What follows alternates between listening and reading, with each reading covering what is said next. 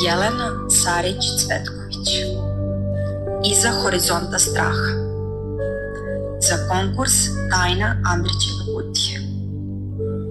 Citat: toliko je bilo u životu stvari kojih smo se bojali, a nije trebalo. Trebalo je živeti.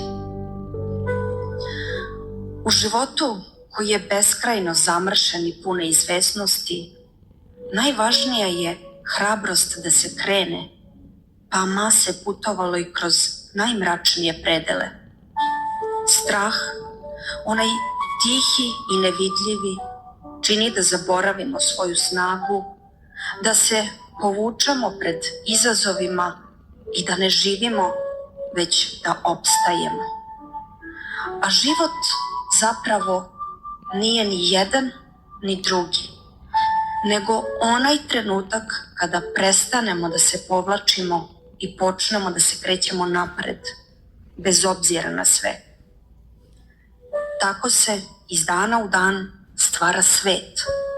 I to ne onaj koji bi trebalo da bude, već onaj koji sami izgradimo u svojim koracima i odlukama. I nije to borba sa spoljnim svetom, već sa sobom.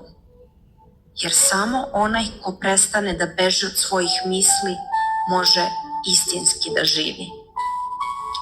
Inspirisano romanom Travnička hronika.